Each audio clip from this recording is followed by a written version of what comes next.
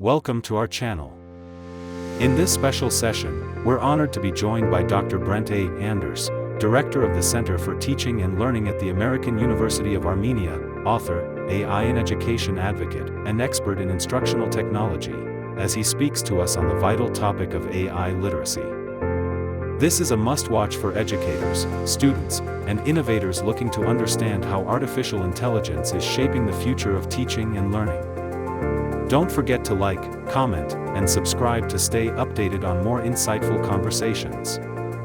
It's only going to complement us. It's only for human, complement, going to complement our human potential. It's only going to amplify, and be better, for us. And so that's why we're talking about this today, and also for productivity. And so, you might be wondering,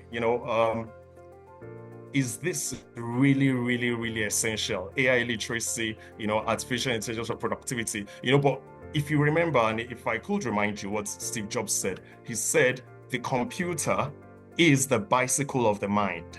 And so if the computer is the bicycle of the mind, you can imagine what artificial intelligence would be for us. Artificial intelligence is the next level, is an evolution, of the bicycle, that is going to help our minds to even be more productive, helping our minds to achieve more. It's going to open possibilities that we never thought, that we could experience, or achieve. And also like Albert Einstein said, he said that if what you can't explain to a 6-year-old, then you don't really understand that thing, and echoing what Bill Gates also said, if you don't understand and you can't explain what you know, then that means you don't really understand it as well. It's important to be able to keep it simple, and understandable for everyone to be able to be a part of it. And so that's exactly what we're here to do.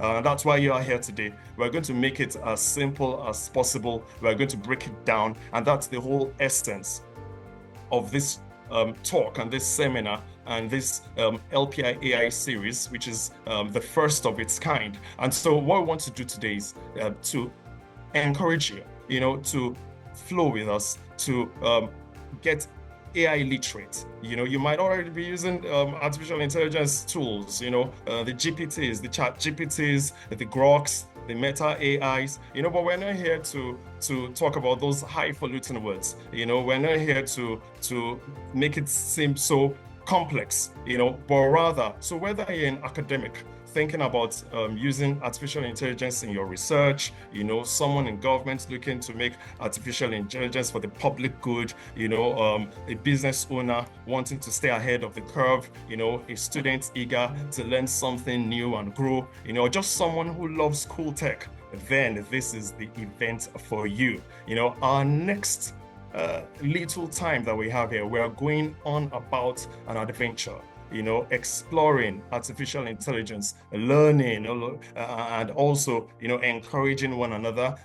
We're going to share, really valuable insights. And that's why we're privileged to have someone really, like Dr. Brent Anders, who knows this thing, deep, who knows all about artificial intelligence literacy, and so for productivity, and to make things happen. I'll just read a little bio, of Dr. Brent Anders so that we can get to know who our speaker is today. And so, Dr. Brent Anders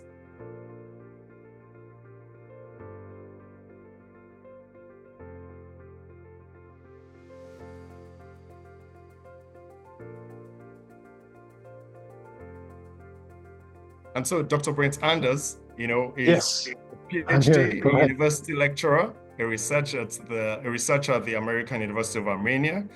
He's from Kansas State, straight from the United States. He's also the director of Soverell Center for Teaching and Learning. He has a doctorate degree in education focused with adult learning and online instruction from Kansas State University, a master's degree from the University of Nebraska, and also a bachelor's degree in psychology. Dr. Brent Anders also speaks periodically at events, international events, workshops. He's an author. We'll talk about many of his books even before we finish. He's worked in higher education for over 25 years. He's also, extensively worked as an educational media consultant.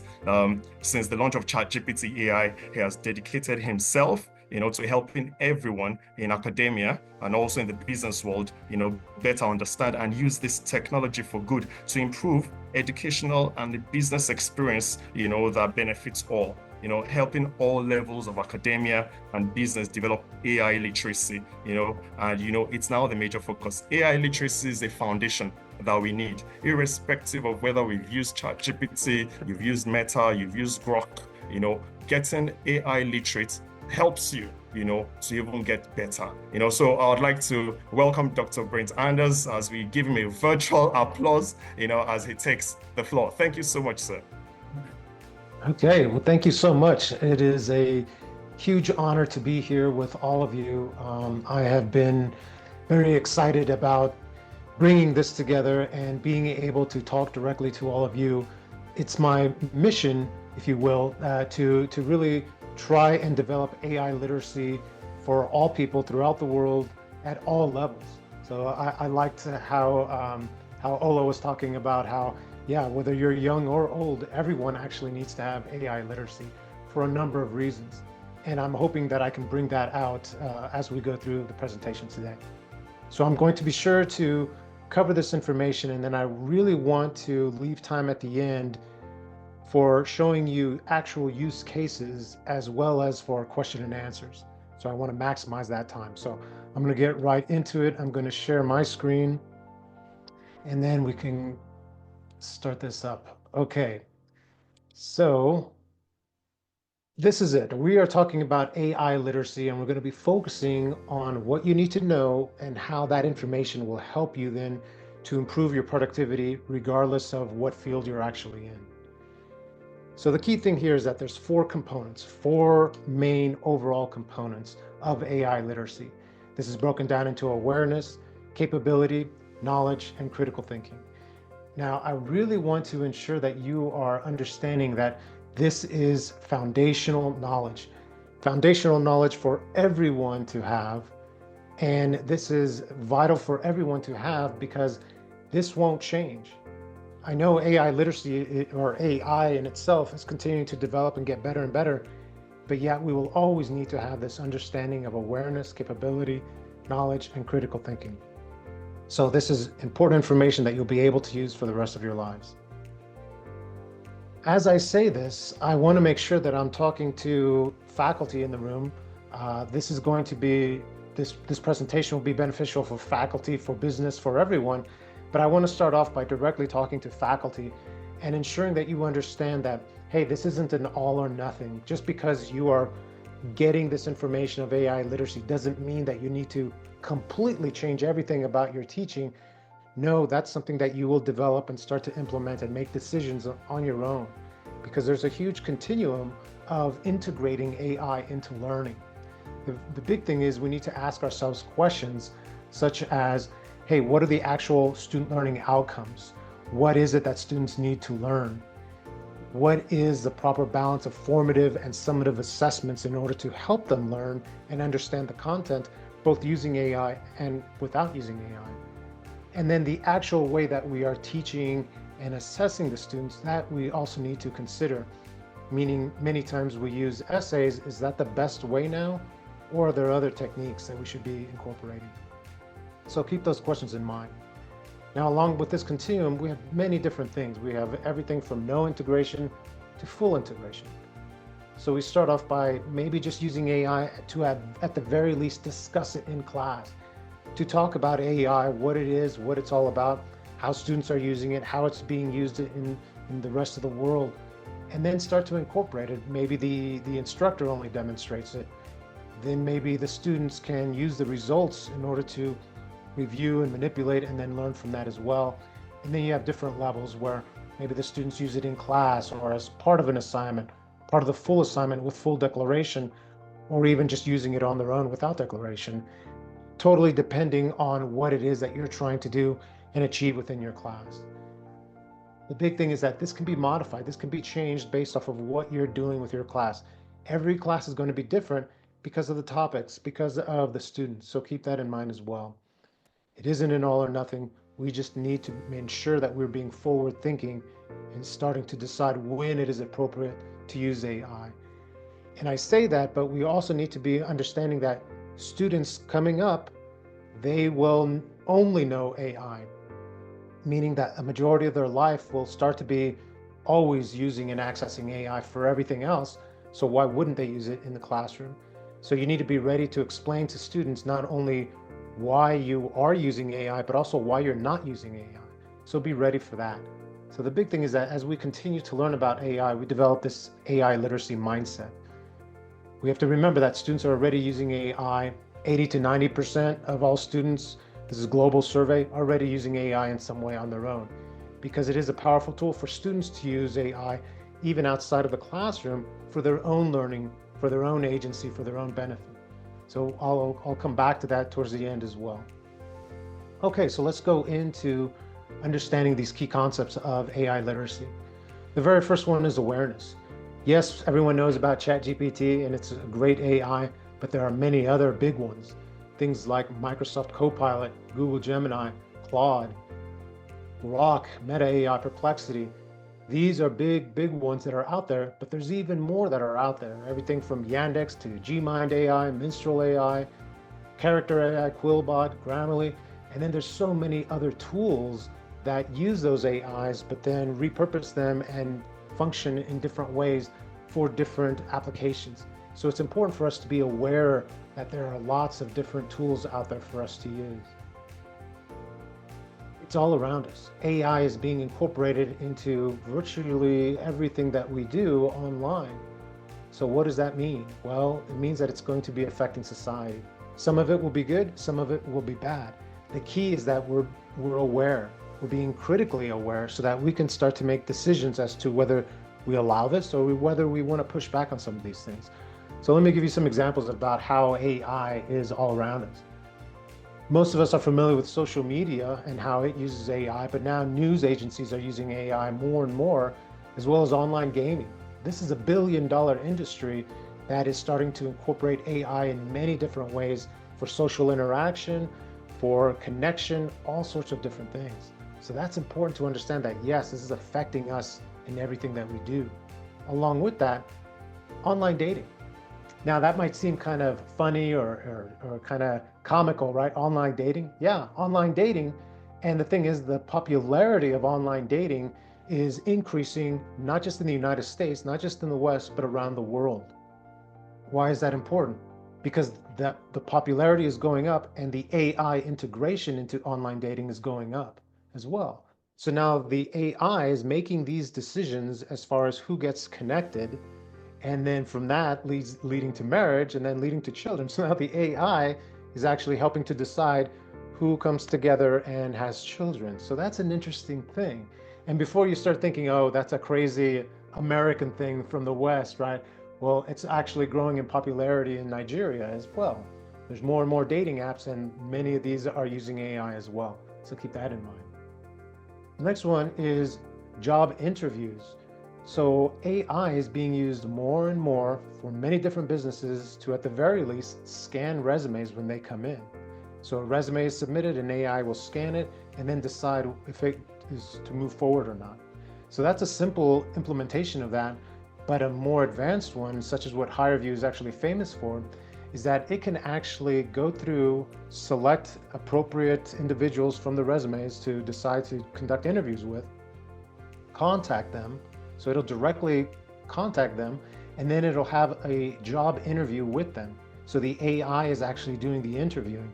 It's analyzing the person's face, it's analyzing their responses, and then based off of that, it's making decisions on whether or not to hire.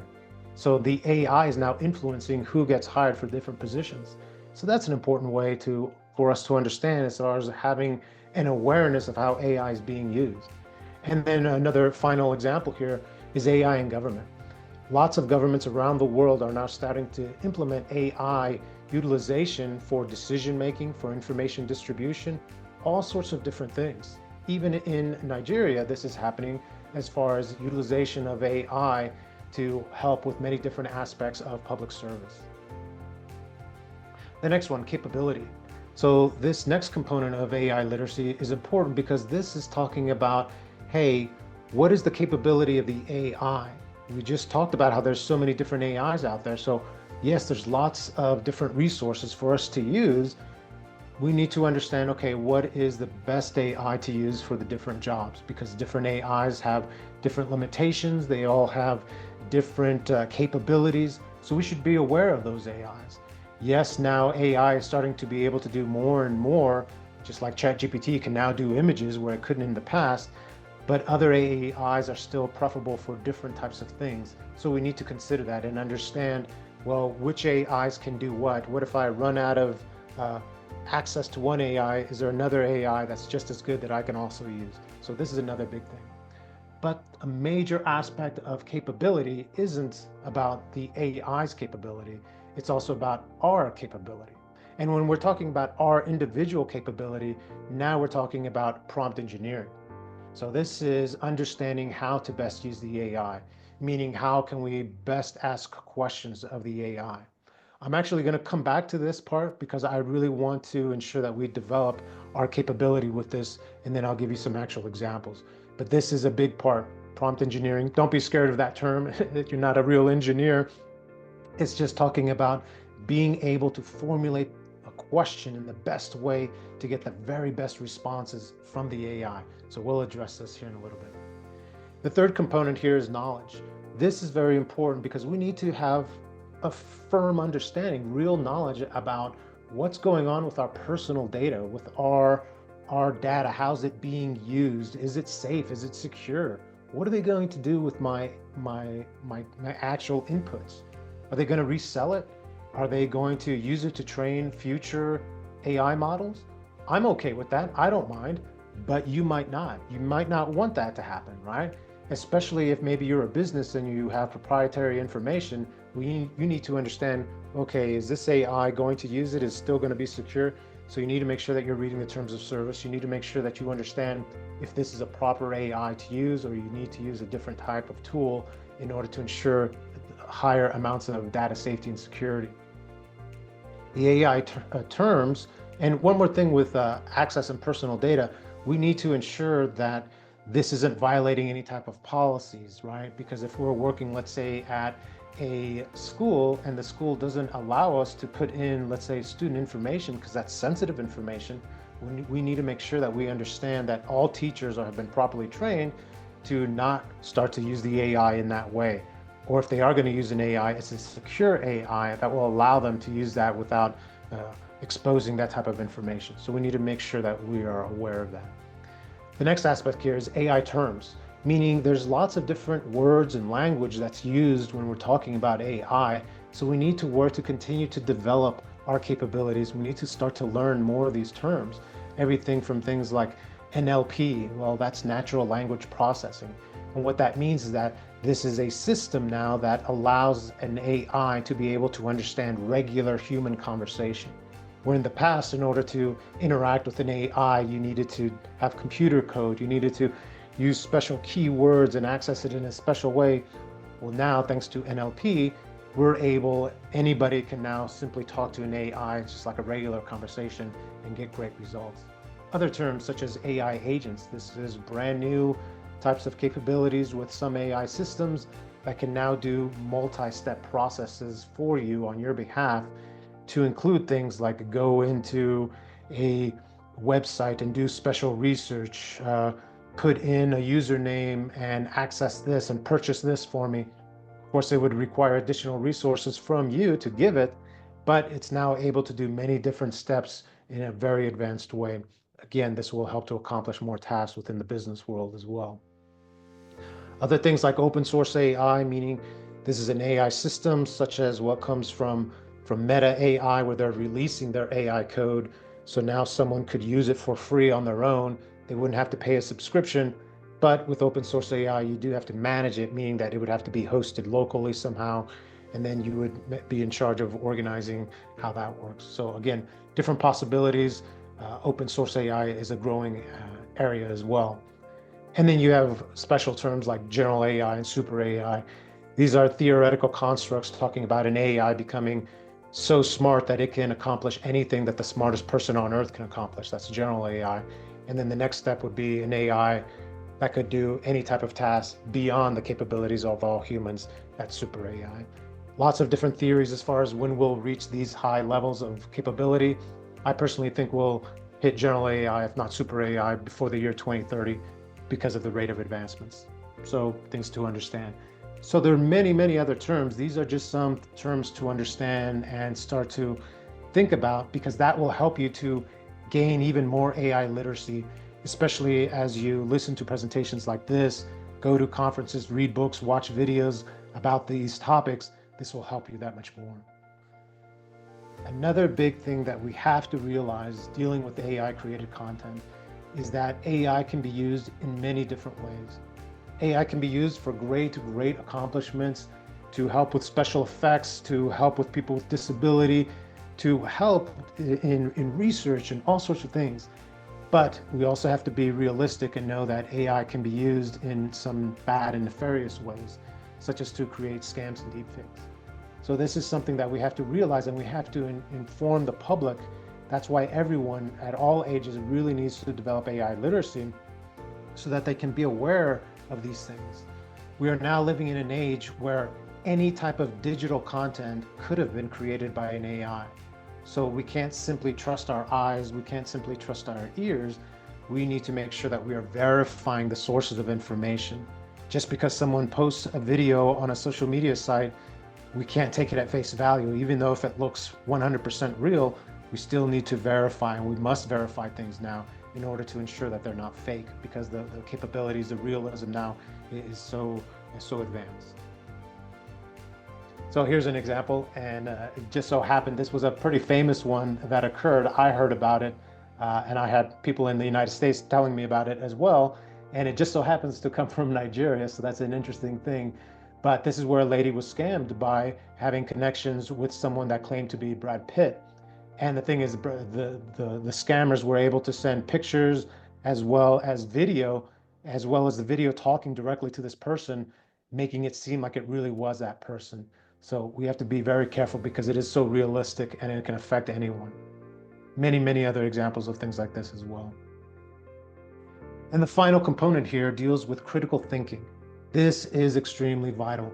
Of course, we've always needed to have critical thinking in general as academics, as professionals, but now it's even more important when we're talking about AI because it's so vital for many different aspects, to include things like avoiding scams. But just in general, we need to make sure that we're being able to use AI appropriately. So we need to develop critical thinking, and we need to make sure that we're instilling this within all students. We need to ensure that we are reviewing all information. All responses coming from an AI need to be reviewed. There is an aspect of hallucinations. So if you're not familiar with that term, a hallucination is simply where an AI might give some false information. So if you were to ask it about when was this revolution, when did that occur, it might give you the wrong date, and it might describe it and say it in a confident way so as to make you think, oh, well, no, it must be right, it sounds right. So that's why this is a real thing to understand that can happen. The AI isn't perfect, and it'll never be 100% perfect. Now, yes, the rates of hallucination have been continuing to go down as the AI advances, but it's still always going to be our responsibility. We are ultimately going to be accountable for whatever we use the AI for, whether that's to generate a report or to use it for our own research. We're still accountable. We still need to ensure that we are verifying. We're using the references that it provides. We're going through and double checking. That is what we do as professionals. So that's what we have to instill within our students as well. What I always try to tell people is that the AI isn't a reference in itself. It will help us put things together, and it can provide us with references that we then need to double check, but we shouldn't use the AI directly as a reference. It can help us in so many different ways, but ultimately we are the ones that are responsible for this. Other aspects of critical thinking include methods and data sources. So there's legal considerations there as well, but we need to understand, well, where is this AI coming from? What data was it trained on? What methods did it use? Is it just a black box and we don't understand anything? Or do we know, oh yeah, I was trained on this, and all the court cases dealing with copyright, they've been settled. We need to know that about the AI. So as different AIs come from different countries or different regions, we need to ensure that we're using something that's appropriate for us. And that kind of ties in with aspects of using the AI in the appropriate way. Over-reliance is a major issue, and this ties in with critical thinking. Over-reliance is when we use the AI to a point where, hey, we're not even checking anymore. We're just over-relying on it because we think that it is a perfect system, which it never will be. So we're over-relying on it. And this can cause us to lose certain skills or not gain new ones, not even considering the need to have those skills. We still must always have foundational knowledge in whatever subject we're going into in order to ensure that we can know what right looks like when it gives us a response. So we can't allow ourselves to completely offload our cognitive thinking. We have to ensure that we're part of we're the human in the loop in all of this, and we are checking, we are verifying, we are still critically analyzing whatever the AI gives us. And next big one here is dealing with the bias and ethics. Going back to sort of the data sources, we need to understand that bias exists. Now, bias exists in the world always, and all people have some level of bias. That's the reality that we need to understand. So that means that we should always be critically analyzing whatever response we get. We need to be reviewing it and thinking about it and not just blindly accepting what an AI gives us. No, it's a tool to assist us. It's not a crutch for us to simply off-put everything and let it do everything. We still need to be part of this overall process. So what this means is things like, if I use ChatGPT, I need to have this realization and this understanding that, hey, ChatGPT is a Western-made AI. It comes from the United States. It comes from Silicon Valley. It's trained by scientists that are from that region. So it'll probably have some bias towards Western views, Western thought. That's okay. That's fine. I just need to make sure that I have this realization and I understand how it might be slanted. In the same way, if I'm using an AI such as DeepSeek that comes from China, well, it's probably going to be slanted in some way towards the views and values of China. That makes perfect sense. It comes from there. So we need to have that understanding that if I'm using different types of AI, they might be slanted, biased in some sort of way. So we need to make sure that we're watching out for that and taking that into account whenever we use the AI results. Ethics, the aspect here is we're thinking about the appropriateness. Is it always appropriate to use the AI to help us, or are there times and instances when we shouldn't use AI? We need to think about things such as, what are the policies at the company that I work at? What are the policies for the organization, for the educational institution? What constitutes academic misconduct? We need to fully understand that, and then we need to make sure that we're properly training everyone that works, all the faculty, all the staff, as well as students, so that there is a clear understanding of what is ethical and appropriate use for AI for different situations. And then finally, environmental considerations. So this is important in that AI uses electricity. Now, lots of things use electricity, right? So that's just it. We need to have this understanding that, hey, is it okay for us to be using so much electricity? Different AIs use different amounts of electricity.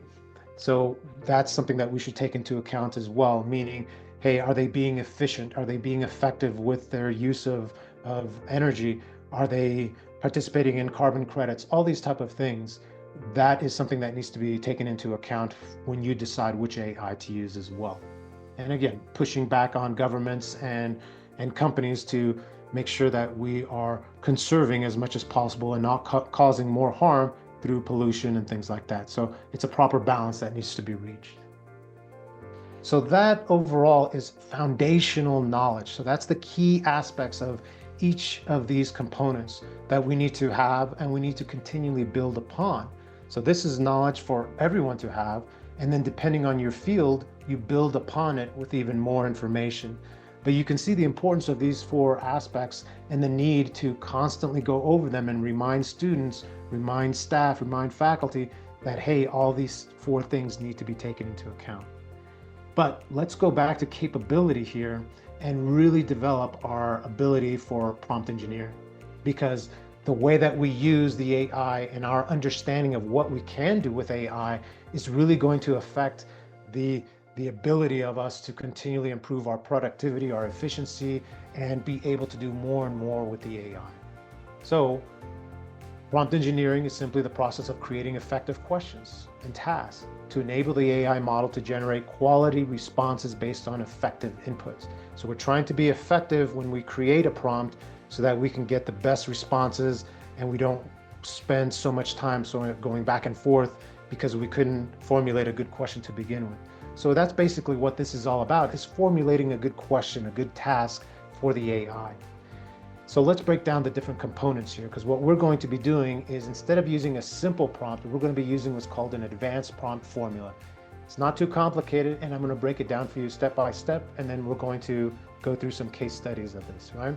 So this is an advanced prompt formula. These are the different components that you need to have a good prompt, a good effective prompt. This is what it's broken down to into these different sections. You have a task, you have instruction, context, reasons, clarification, and then refinement. Very simple. We'll break this down. So the very first part here, task. You're simply asking what is it that you're asking the AI to do? What do you want it to create? What do you want it to answer? You need to be very direct with the AI so that there's no confusion. It's interesting because I recently talked to a friend of mine that was from India, and we were talking about cultural differences, and it was funny because I told him that I needed to go to the airport. So I went and I asked my friend and I said, "Hey buddy, can you drive me to the airport?" And he was like, "Oh, wow, you just asked him like that directly?" I said, "Yeah, I'm a direct person. That's how we do it." And he's like, No, we don't do that in India." And I'm like, "What do you mean?" He's like, "Yeah, the way that I would ask is I would go to my friend and I would say, 'Hey, my friend, I am going on a trip and my plane leaves tomorrow at 1 p.m. And I'm like, "Well, okay, but you didn't ask him anything." He's like, "That's right. I wouldn't ask him directly because now I give him an opportunity to then turn around and say to me, 'Oh, do you need a ride to the airport before 1 p.m.'"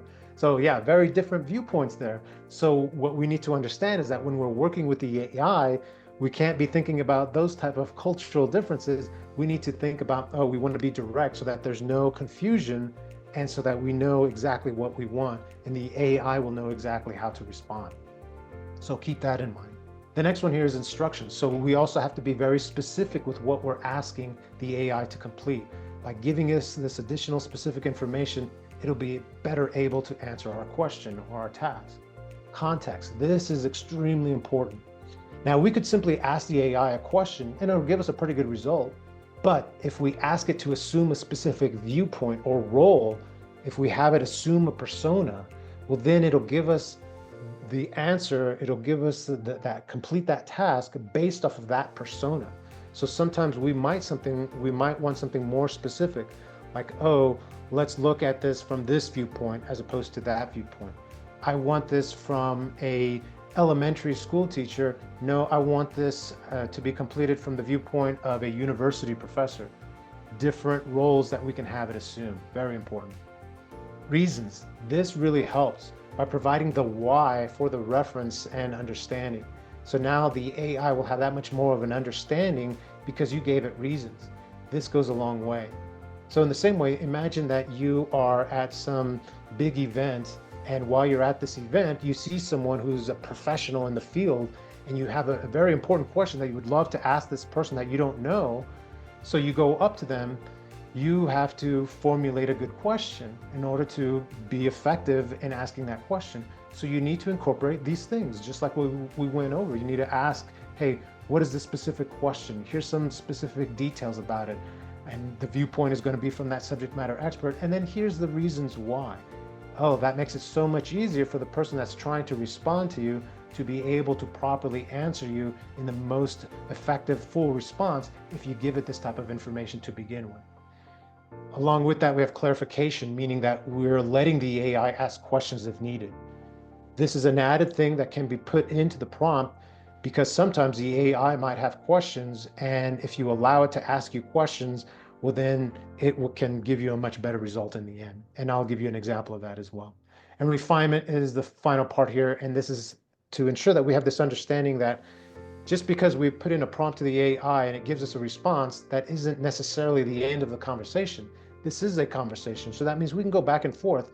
We can continue to interact with it and ask it additional questions, get more clarification, get more information, we can go back and forth with the AI. So it's important to remember that as well.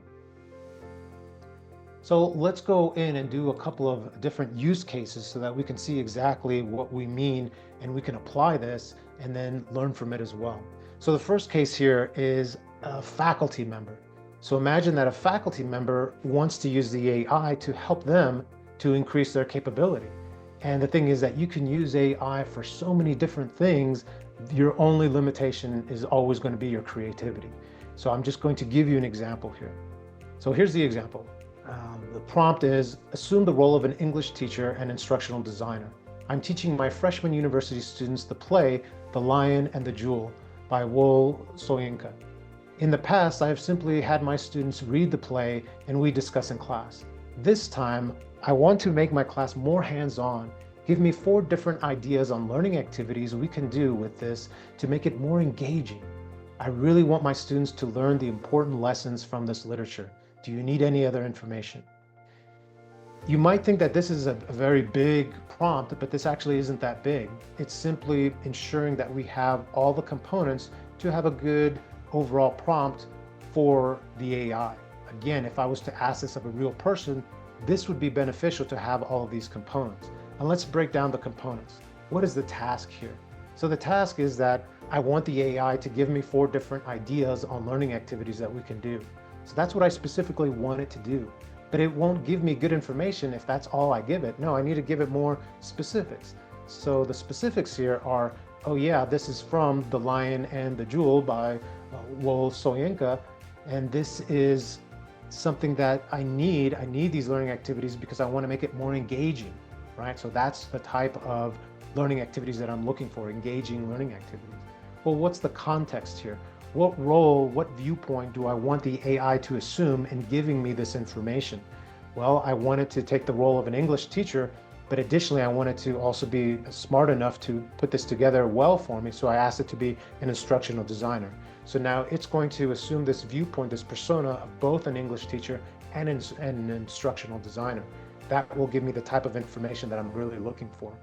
And now the reasons. Well, the reasons are that I want the class to be more hands-on, and I really want my students to learn this important lesson from this literature. So these are the reasons. This is sort of a little bit of a backstory in order for the AI to really be able to answer this. For clarification, I say, hey, do you need any other information? That allows it, if the AI has any questions, it can ask me that. Sometimes the AI might ask you questions anyway if you leave that out, but this ensures that you're giving an opportunity to the AI if it needs additional information, again, to give you the best response possible. This refinement, I'm going to show you here in a second. Okay, so I pose this to the AI, and yes, sure enough, it gives me all of these different results. I ask for multiple of results. It gives me great results that I can use. These are very usable. And in fact, there's a 4th one here that is just below here. But I want to show you here the refinement aspect, because it gave me these and I can say, hey, I really like the 4th idea, which is modern day adaptation pitch. So give me more information, because you see it's only giving me a couple lines of description of what this might be, but I really like this learning activity. So I say, hey, give me more details on how to do this with my 25 students. So again, I'm adding a little bit more to the prompt here. I'm telling it that I have 25 students. And then sure enough, it gives me this great result as far as how I can do a modern day adaptation to this. Now, if it gave me those different learning activities and I didn't like it, I could always continue on the conversation and say, hey, give me 4 other ones. And the big thing is that when it gives me this information, this might give me a 80% solution, and then I can change it and modify it however I want to. So that's the big thing to understand, is that this is just an assistance to help us with this. So yeah, I really like this idea of how I can do this, and it gives me a great explanation when I asked it that further refinement, in that it tells me, hey, this is how you can break them up, form them into groups. This is a breakdown of the task. And I could go even further. I could ask it to give me a grading possibility of how I might grade this. All sorts of things that I can continue on with this conversation. So it's very powerful in helping us in teaching and learning in many, many different ways.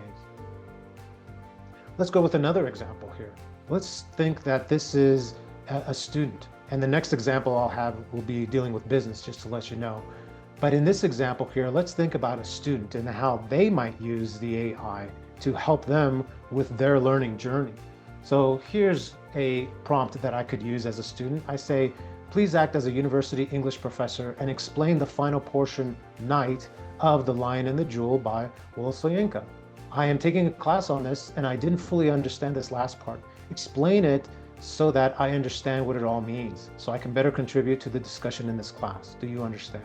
Now, this is a very real situation because many times students go to class, they receive a lecture, they receive a class time, but they didn't get it.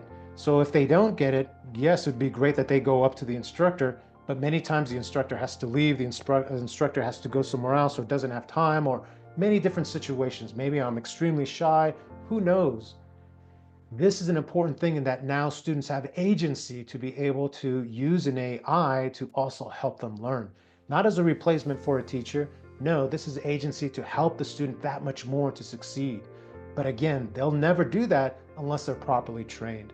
So that's why it's important for us to develop AI literacy within schools and ensure that everyone is developing this as well, so that they can use it as a great assistive tool.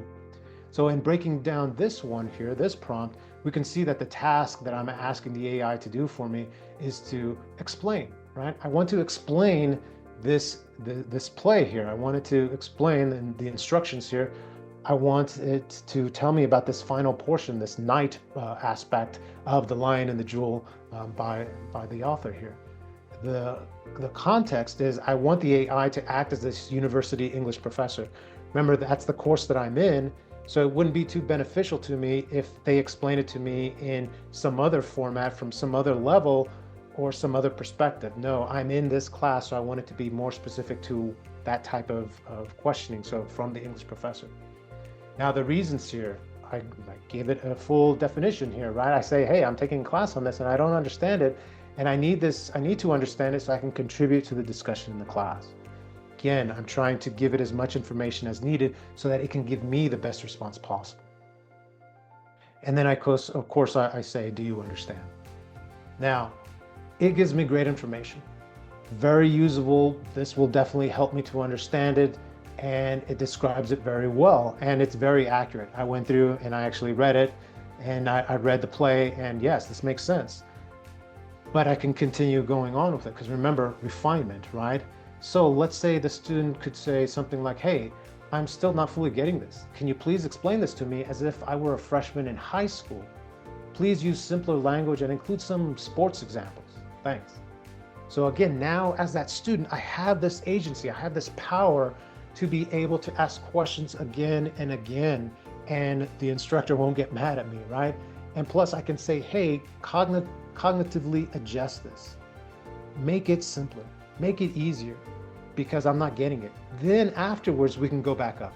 But initially I need to better understand this. And you can see the power of me being able to personalize it for me. Because, hey, I'm not a big literature person, let's say, and I've been spending a lot of my time playing sports. So that would be a great example for me because I know a lot about sports. So please use those type of examples.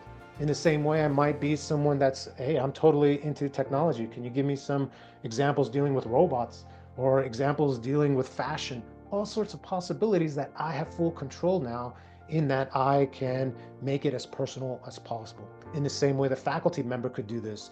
They could create something and make it more personable for the student. They could create all sorts of scaffolding to help the student that's struggling to make it more specific, more personalized for them.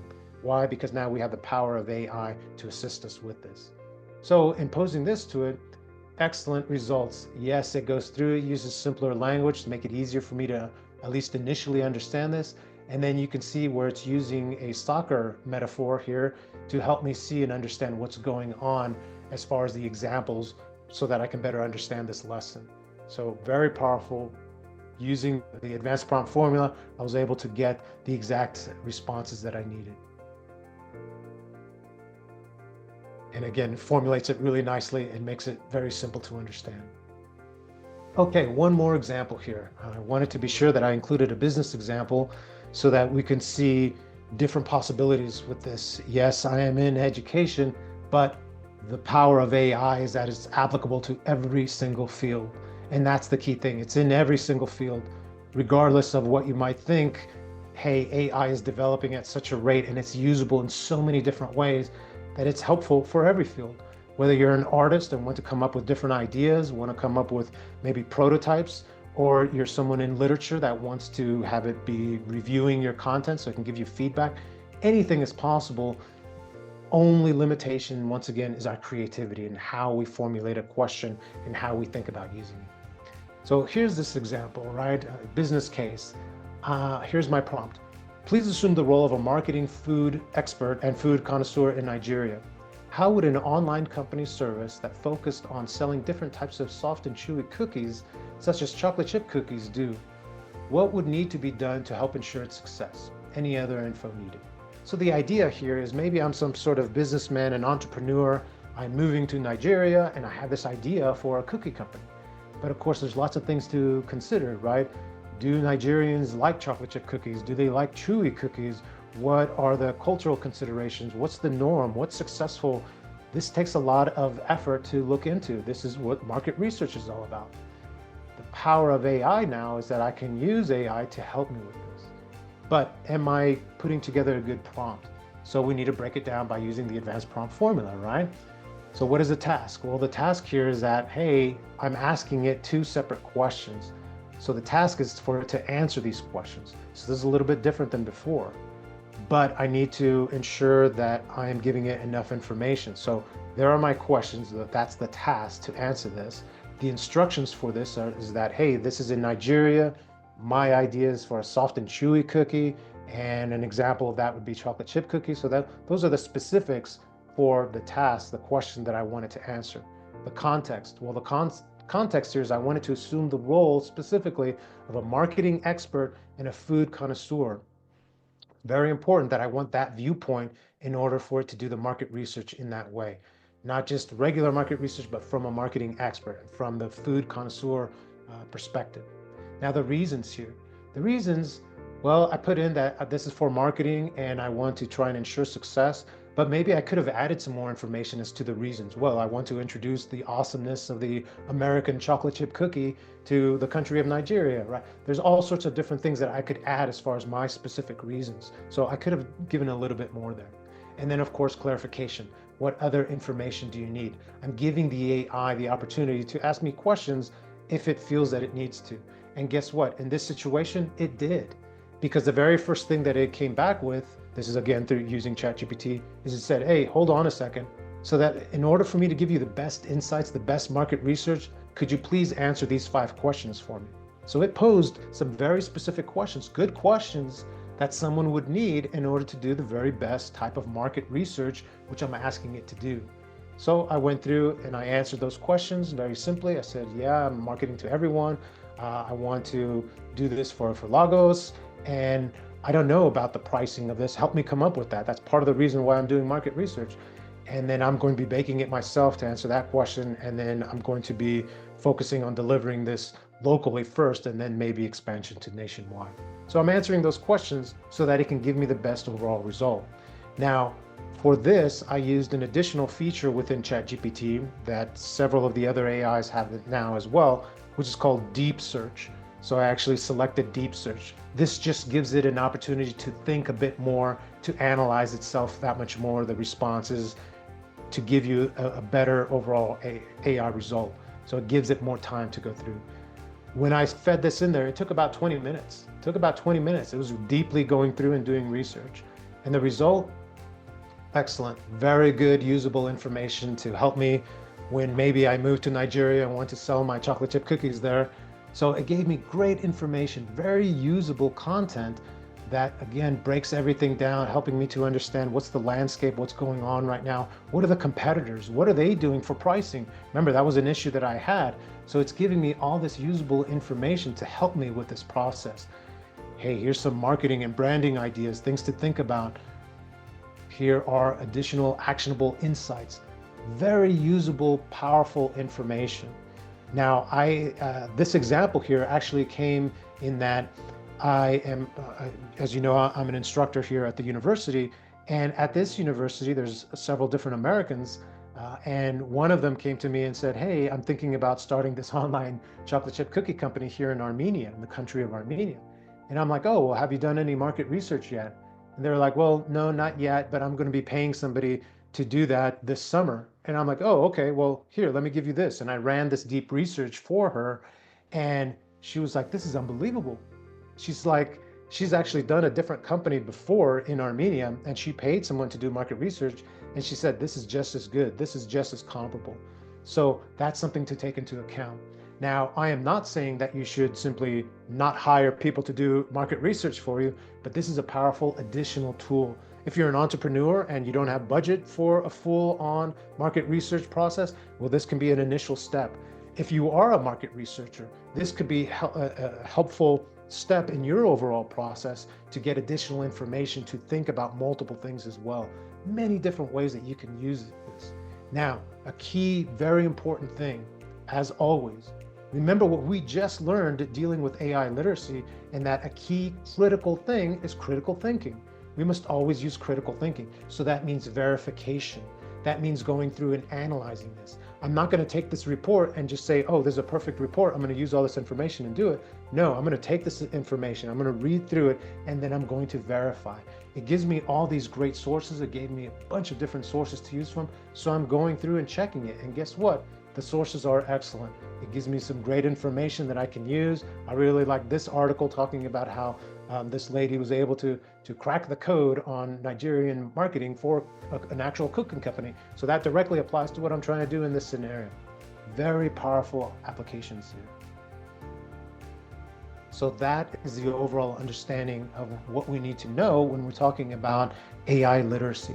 So it's not just about, hey, I can put together a prompt and use it. No, I need to take a step back and be able to understand things like an awareness of what's going on with AI, the different tools that are out there.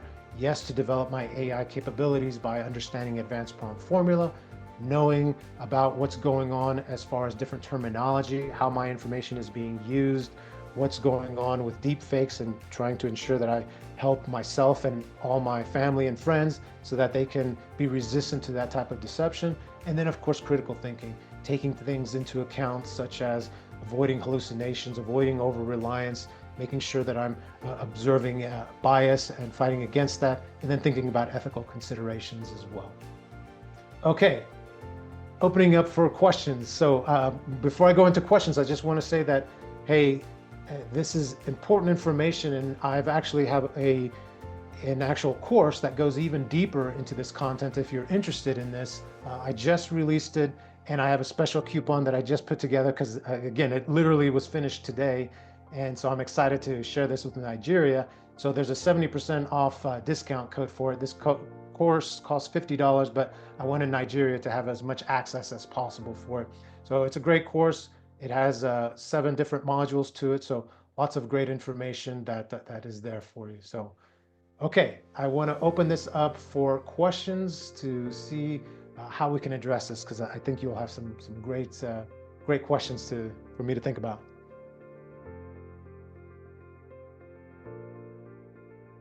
Thank you so much, Dr. Anders, for that insightful and engaging presentation on AI literacy, on critical thinking, awareness, capability, and the knowledge or use of AI.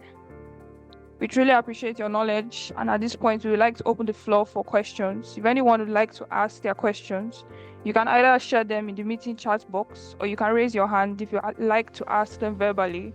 You'll be unmuted, but please keep them short and concise to redeem the time. Thank you. Yeah, someone has a question there. Dolapo, please go ahead. Okay, good afternoon, everyone, and thank you very much for the session, sir. Please, I want to ask the place of ethics when it comes to using AI. For example, if I use Gemini AI for an assignment and I need to reference my work, how do I go about that? Most of the time when we do some research or so, assignments or so, we are asked to give reference. How do we cite AI? Thank you. Yeah. So this is sort of an ongoing thing, right? There isn't 100% agreement on this, again, because AI in itself shouldn't be used as a direct reference. But if you're wanting to make a note saying, hey, I used AI to put this together, well, that's something different. But saying that the AI told me this is right, so I'm just going to go with it, well, that's different because we shouldn't do that. We can ask the AI to give us references, and then we'll cite those directly. But to simply make a note saying that you use Gemini as part of your overall process, that can be done and formatted in many different ways. I think the key is that you're acknowledging that you have that. But again, even that is a big debate. I very much feel that we shouldn't start to say, I used AI for this, for every single part. Why? Because it's integrated into so many things. But for academic reasons, it does make sense to say, oh, I want my students to say where they did it, how they did it, so then I can review that and take that into consideration as far as their overall understanding of the content. Yeah, who's next? Okay, before we move on to the next Yeah. person, Yeah. we will discuss about the books and the links in the next session. So now we have a question. Yeah. Go ahead. Kinsa? Okay, good afternoon. Thank you for the insightful presentation. Yeah, I didn't join from the very beginning, so I don't know whether you covered this part already. I think it would be good if we know how this AI, how the informations they present to us, how they are gathered. If we are literate about that, it will help us to understand when we talk about referencing it. Most of the information is given to us is not actually on its own. It's accessing some other databases to form the answers. That's my question. But I have a contribution concerning the question that was asked the other time. In some schools, like my school, they are not allowed. And where AI is allowed, the use of AI is allowed, the prompts that are being used during the course of assessing AI will be asked. The prompts the student has used during the course of using the AI will be asked to be supplied. That is when the AI is allowed in that particular assessment. Thank you. Yeah, that's a great point. Many different instructors do it completely differently, so it's kind of hard to give a specific way. But the prompts aspect is one way where you ask the student to turn in, hey, here are all the prompts that I use. Grammarly also has a product where it basically records everything that you're doing when you're putting together an essay. So there's many different ways to do it. I have students write a reflection paper where they talk about how they use AI directly. So there's lots of different ways of implementing that. Now, your other question or comment talking about, yeah, it's important to understand that AI is not sentient, it doesn't know everything, and it is pre-trained. That's where the GPT part comes in, right? That it's been pre-trained. So it's using all of these data sources, putting them together in different ways, and then giving you information. So it is creating new content because it's putting together two different things, but it isn't a special thing on its own. It's not alive or anything, right? So yeah, it is using different data sources. That's a good point. Yeah. Okay, who's next? Walter?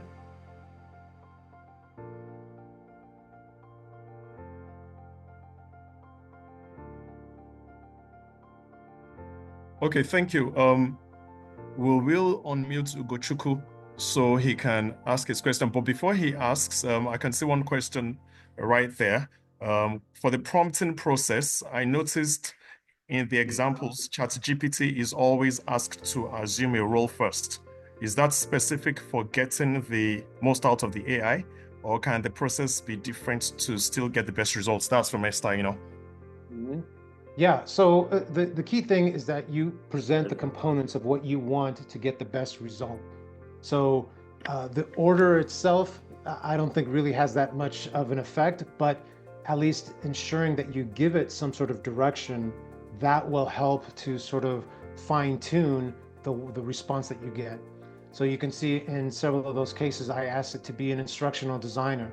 So now it's using more data sources that pertains to an instructional designer, as opposed to maybe somebody that wasn't.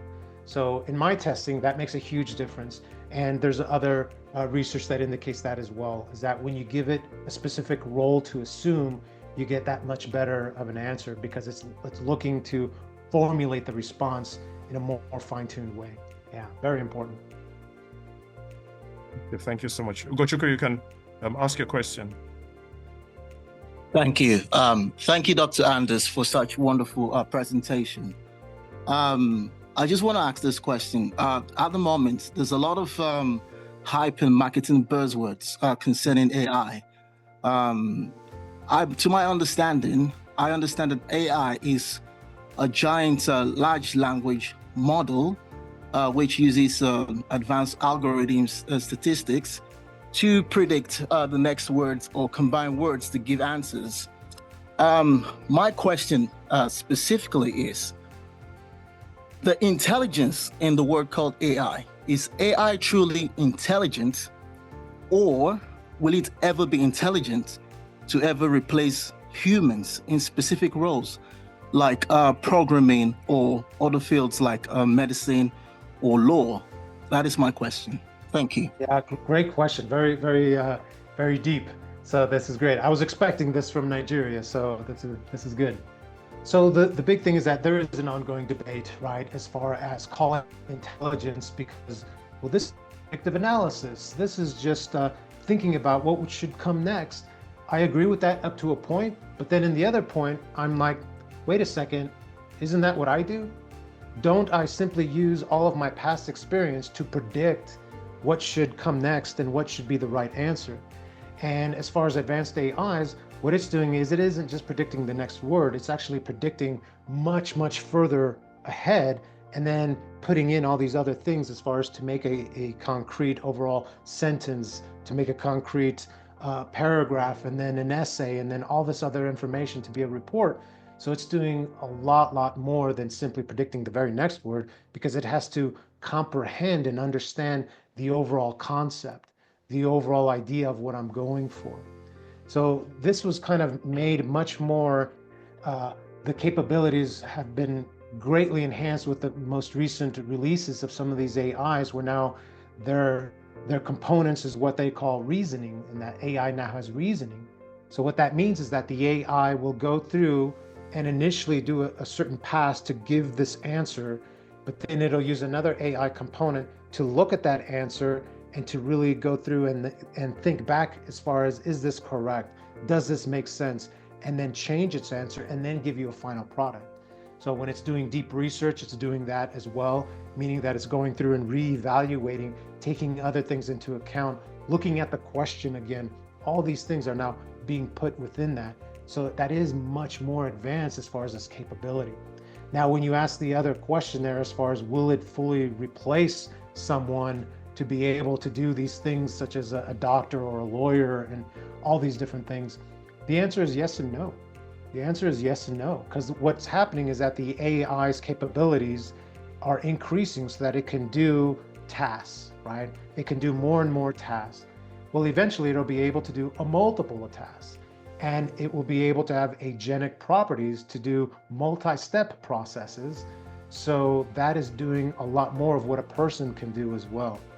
What I try and tell everyone is, don't worry about AI taking over your job, worry about AI taking over the jobs of people that don't know how to use AI. So you need to continue to develop your capabilities with AI so that you can manage AI agents, so that you can use AI to a much higher capability. Because what's going to happen is that more and more individuals will have more capability, so they'll be able to manage more and more things because of the enhancement capabilities that AI will give to that person. AI is now being used a lot in law. There's a huge field of AI use because lawyers are needing it to organize information, to be able to access multiple court cases, to come up with creative ways of using different laws. So it's being used a lot. Now, there was a famous case of a lawyer going in and then using AI. They used ChatGPT and they started to cite a bunch of court cases, but the AI had made them up. So that was an early case of hallucinations, and they got punished for that, but they used AI incorrectly, right? I would say that that person was a prime example of why you need to go through a class like this and develop AI literacy. Because what the AI did for this lawyer is give them a bunch of great court cases that they could use. Well, now it's the responsibility of that lawyer to go through and verify the information. Now, AI, there's new AIs that are specific for court cases that don't have those type of hallucination issues. So again, the tools, the capabilities are continuing to increase. Great deep question though. Thank you. Who's next? Okay, we have Mr. Walter Bamidele to ask his questions. Let's make it brief. We have just a few minutes. Dr. Anders has promised to spend more time after the session. We've already exhausted the time, but I'll just let us ask a few more questions and then we'll move to the final session. And then I'm sure Dr. Anders has extra time with us as he's promised. And so, okay, so Mr. Walter, you can ask your question.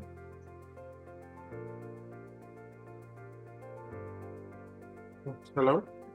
Hello, I can hear you, Walter. Yes. Yeah, there is Moses. Mr. Walter sent me the link to join, and I'm happy to be here. Actually, I want to just have a little contribution to what the Prophet Dr. Brent said, earlier.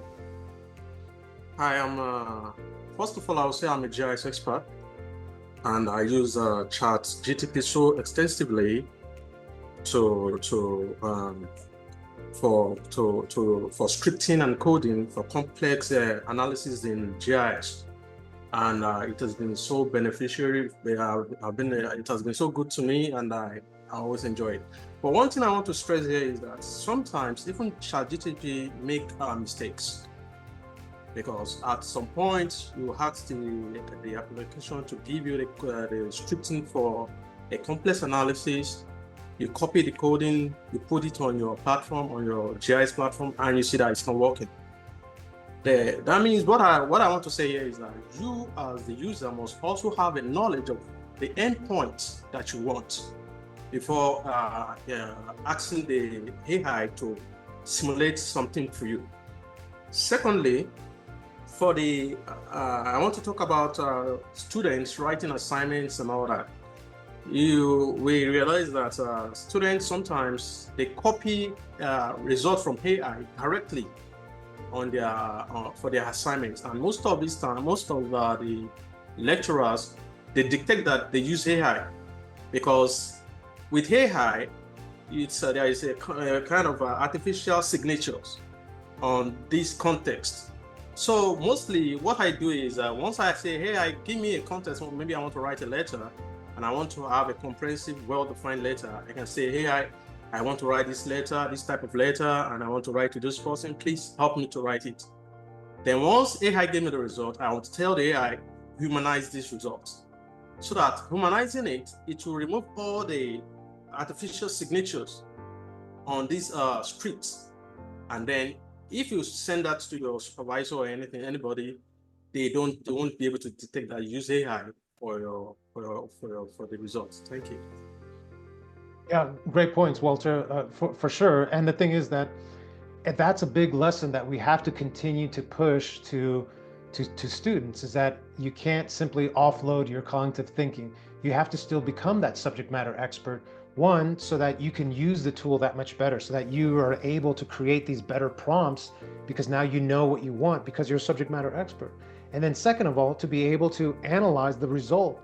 If I don't know what I'm talking about and I get a result, I'm just going to say, I guess it's right. But if I know what I'm talking about and I get this great result from the AI, I can verify, I can modify it however I need to in order to do that. So yes, you make it definitely great points there, that's a big thing that we have to continue to push, is that we still need subject matter experts to be able to do that. Yeah, great point. Next question. Good stuff. Okay, so someone asked, in verifying content from AI, what steps can we precisely take? Can you ask that again? Sorry. In verifying content from AI, what step can we precisely take? Right. Well, the thing is that you can ask the AI that when it gives you information to give you references, to give you usable URLs so that you can click on and go to. When it's doing that deep research, you saw how that marketing report gave me those URLs. So now I need to make sure that I'm going through there and checking that. Additionally, if it gives me a piece of information, well, now I can take that and do a Google search to verify some of that. But it's important to read through and understand. And again, you're the one that's ultimately going to be accountable.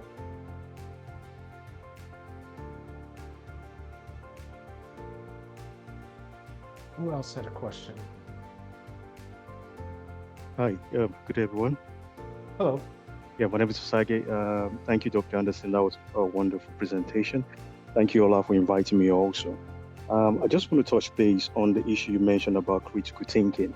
I'll provide a context about how I felt 10 years ago, 2013. The context was I was working in a university, and there was a situation. We had about 2,000 students, and all the students' image uploaded to the portal was named differently. So we had a situation to rename all the files using their matric number, which is their student ID. So we couldn't do that one after the other.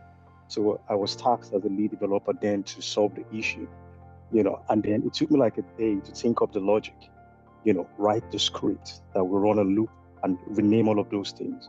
The thrill and the satisfaction I felt back then 10 years ago is quite different from now, that you just tell, AI to just do it for you. Yes, it's going to do it faster, but, it's going to remove that thrill of satisfaction from you. Where I'm getting to is where you mentioned about over-reliance on ChatGPT. I think 2 months ago or thereabout, OpenAI went offline. And I'm part of several software team. I could tell some teams were panicking because that was their main content. So everybody has stopped thinking critically. They were waiting for that to come back online, and it was very, very frustrating. So the danger that I see in using AI is the over-reliance on it, that it stops us to think critically. I remember the first slide on your presentation, you drew a range. The extreme, one extreme is not using it at all. The other extreme is, using over-reliance on it. My question is, where do we draw a balance? Where do we strike the balance? Thank you. Yeah, very good point. And that's sort of a messaging that has to be pushed in many different ways. And I'm going to tell you this story that is going to be something that's really poignant, right? Because I agree with you for a lot of that, but we also have to be pragmatic with this because let's think about the calculator. In the same way, it's vital for someone to be able to really understand numbers and to be a good mathematician. They need to understand the basic components of math, right? Regardless of us having the calculator, we still need to know multiplication, addition, subtraction, division. We need to know those things on a basic level, and then we can build upon it. Now we can use this tool to do so much more. So in the same way, we can go further and further if we have AI as a tool, but we still need foundational knowledge. I agree. But along with that, we also have to think about another component. And I want to tell a quick story because I love the story aspect. So I have this friend of mine, she's a little bit older, and she told me about when she got her master's degree. She was so proud, it took her a long time, and she went to the committee and she said, hey, I spent all this time and I've typed out this is back in the day, right? Typing. I typed out my thesis and here you go. And she handed it over to the committee. The committee then turned around and said, they pushed it back to her. They pushed her typed a written thesis back to her. And they said, sorry, we can't accept this. In order to be a good person with a master's degree, it's also important to have good writing. So we only accept theses that are written out. Are you kidding me? Yeah, that used to be the thing. That used to be something that was viewed as most important aspect, is this ability to personally handwrite things out. Now that was a skill that was taught. I remember when I was young, I had to take all sorts of handwriting classes, but that's no longer a skill that I need. I don't need that skill at all anymore because everything is typed. So we have to be pragmatic, and we have to think about and purposely balance those things as far as, do I want to get rid of this skill? Is it okay for me to get rid of this skill? What are the second, third order effects if I get rid of this skill? Should I allow the AI to do that and me focus on these more advanced things, these other things? Again, it has to be that proper balance. And you're right, we need to critically think about that in order so that we still maintain foundational knowledge to be able to succeed and do more things.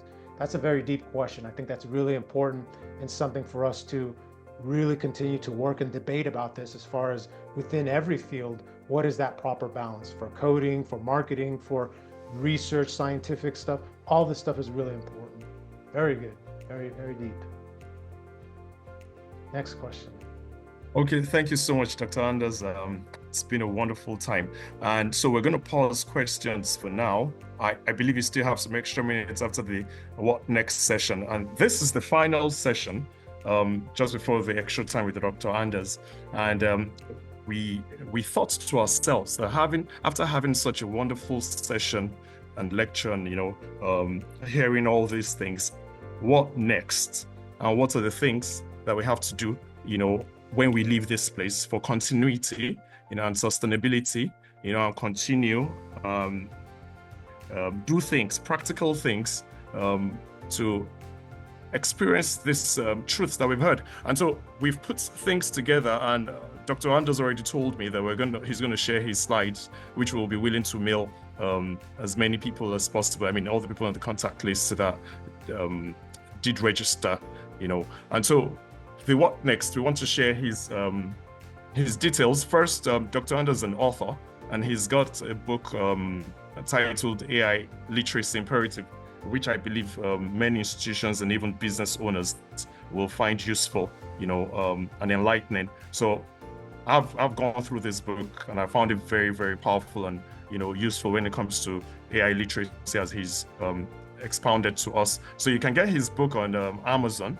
We've put down the link, on the slide, as well as on the chat box, which you can always copy and go straight to, because people were also asking for his book. You can also follow Dr. Anders on LinkedIn. We've put a bit.ly to make it easy for us to be able to access. And then the course, that he finished today, and which he's launching here, and he's given a 70% discount, I think, can all take advantage of it. So schools and educators can take advantage of it. Business owners can take advantage of this course, and I think you're going to share the coupon with us. Yeah, I just put it in the chat there. And the big thing is that this is a certificate course, so you'll definitely get a certificate afterwards. Excellent.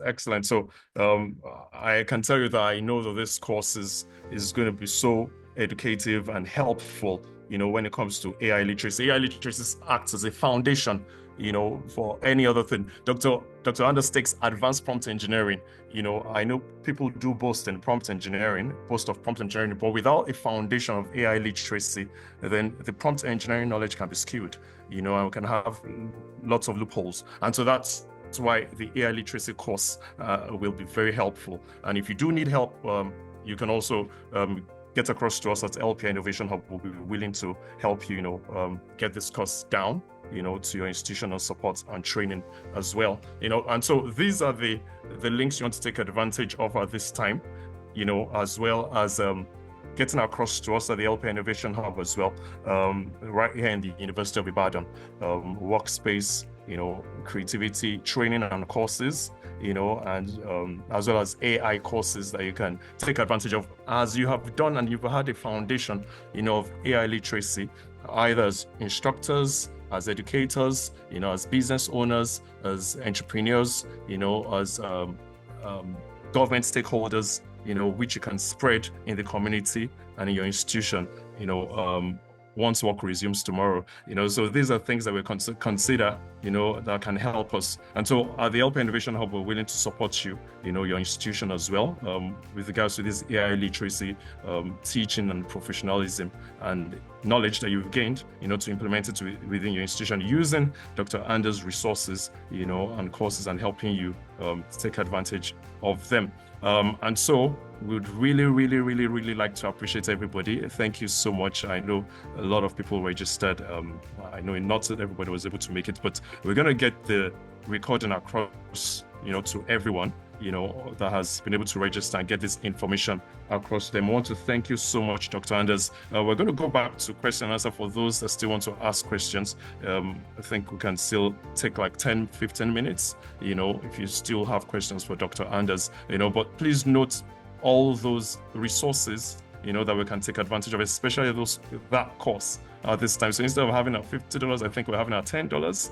That's like 16,000. That's a huge, huge, huge discount. Thank you so much, Dr. Anders. We really, really, really appreciate that, because we know that it's so detailed, are going to be resourceful for everybody. Thank you so much. So I want to thank Dr. Anders once again. Thank you so much. I want to thank the founders of LPI Innovation Hub, Dr. Zulubi and Sarah Johnson. Thank you. And I want to thank the lovely team and staff of LPI Innovation Hub that have also supported and helped this program to come alive, And so I guess prepare for the next LPI AI series that will be forwarding and getting across to you in a few weeks or in a few months, and so this kind of thing must continue. We will continue to enlighten ourselves. Thank you so much. And so we'll go back to questions, just 10, 15 minutes. If we still have questions, I know someone is raising up their hand, and then I'm going to read some questions that have also been written. Thank you. So, Mr. Babatunde Dosumo, please kindly unmute yourself.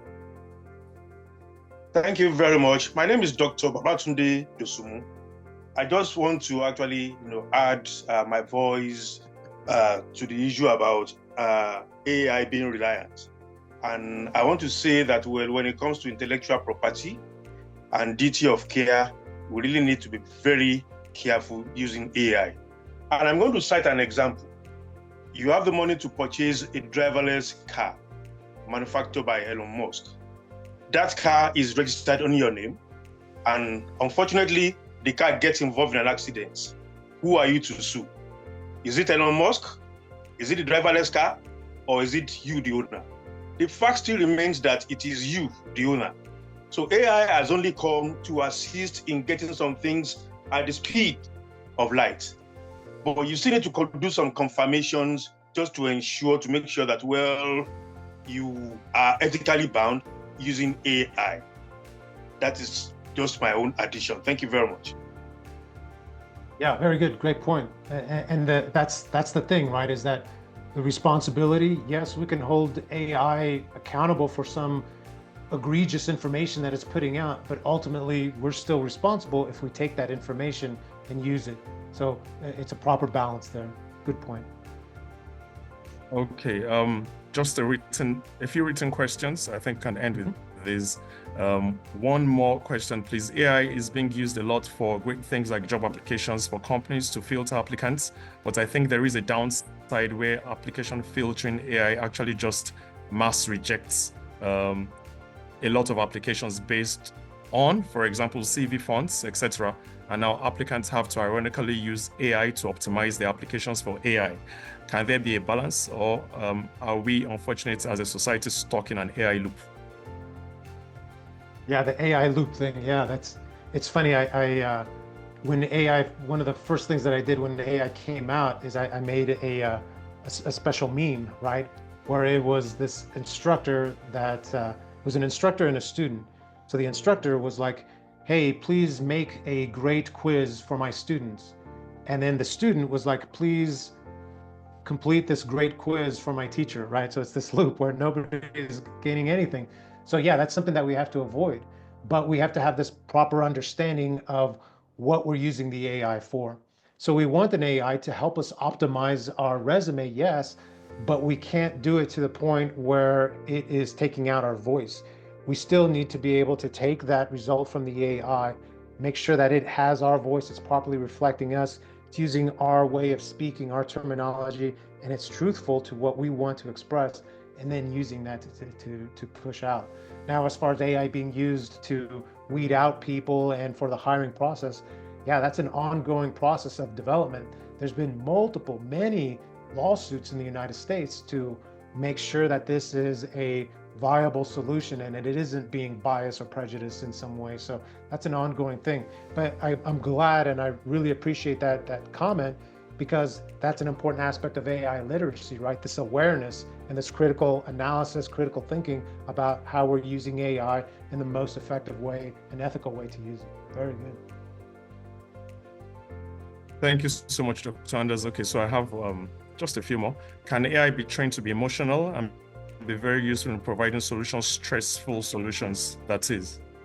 Yeah, so the whole aspect of emotional aspects to AI, very important. And there are different aspects and considerations when doing that. Yes, it can be trained to be more emotional. In fact, I'm working with a developer who we're putting together basically a chat bot that's using AI, using ChatGPT in the background, but then in the foreground, it's a specific entity, right? So it acts like an instructor to be your friend as an instructor. So it's a friend for faculty. And we went in and made it a certain level of emotional, right? The emotional aspects we're manipulating so that it can handle stress in the way that we want it to. So yes, there's different ways, but a simple way to really use the AI, and I have my students do this, is you can go in and use the voice mode of AI. And so when you're using the voice mode, you can tell it, hey, I want you to assume this role. And this is what I have my students do. I want you to assume the role of a professional marketer in this field. And I want you to interview me for a job position. I want you to be friendly, but not too friendly, stern, but not mean. And all of these specifics that we're giving within that prompt, it'll use for how it emotionally responds to you. And it's very realistic, I'll tell you right now, because now we're using the added component of a voice. So this AI voice sounds very real, and that enhances the emotional connection of me going through this experience of practicing my job interviewing skills for then when I go to do it for real. So yeah, that emotional component, that can be something that we use with our AI prompt as well. Okay, thank you so much. Okay, just one last one by Mr. Solomon Aino. On a lighter note, can AI take over humans? I think we'll end with that. So this is a big question, and in several of my books, I put this at the very end, right? Where we talk about that. We're talking about, hey, is AI going to take over the roles of teachers? Is it going to take over the role of professors? And my answer to that is yes and no, because you need to really take a step back and think about it. Can the AI do everything that I can do? So if the answer is that I, as an instructor, only step into the classroom, give my lecture, and then leave, well, then the AI should take over for you, because that's not what a good, effective teacher is.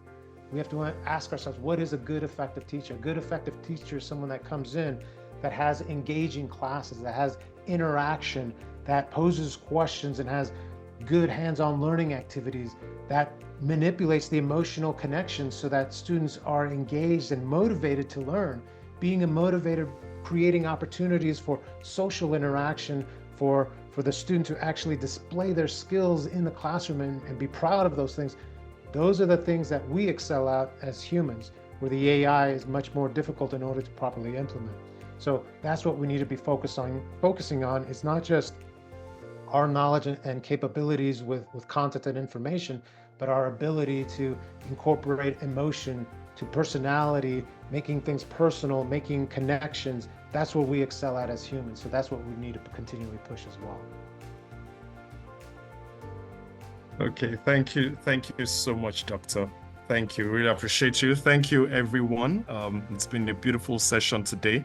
Again, I would just like to reemphasize the opportunity that we have to be able to connect with Dr. Anders on LinkedIn, as well as I'm taking advantage of the courses. Where we're going to have the coupon, you would send to me so I could send by email, or you want to drop it in the box? Yeah, I'll drop it in here again. Yeah. I also want to make sure to let everybody know to please connect with me on YouTube as well.